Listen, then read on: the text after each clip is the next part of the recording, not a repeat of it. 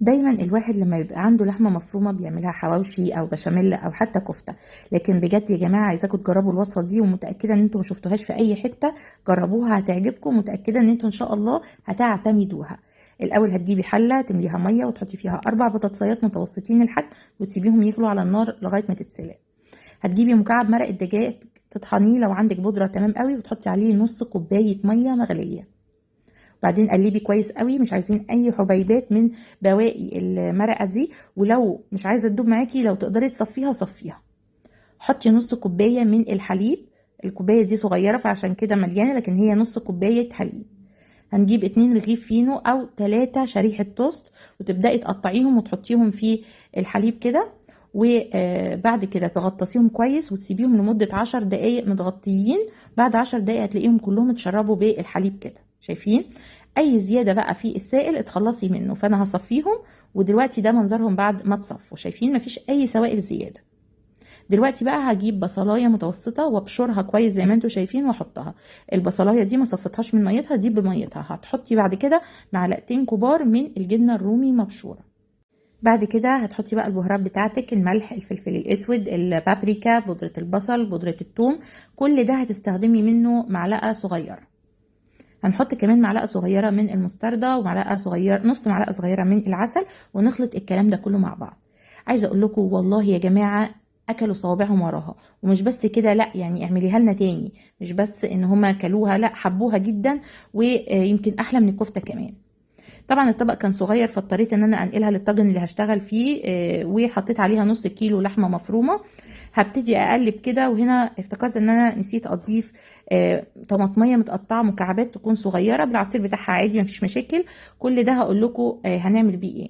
هتعجني كويس لمده 5 دقايق. ماشي، هتبص تلاقي السوائل بدات تختفي طبعا عشان موجود معايا عيش. وكمان هحط بيضه، البيضه دي هتساعد ان الخليط ده يمسك معايا لما ادخله الفرن.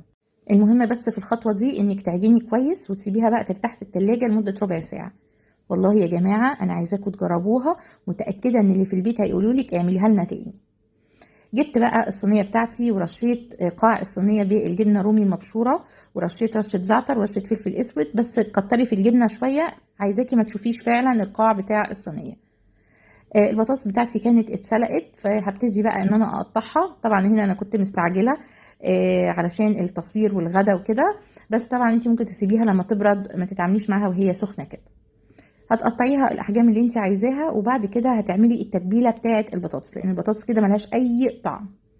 هنحط 3 معالق كبار من الزيت، شويه ملح، شويه فلفل اسود، وشويه زعتر، وسنه بودره ثوم. ما تكتريش وما تحطيش ثوم صحيح، لان لو حطيتي الثوم صحيح اللي هو المفروم هيتحرق منك في الفرن.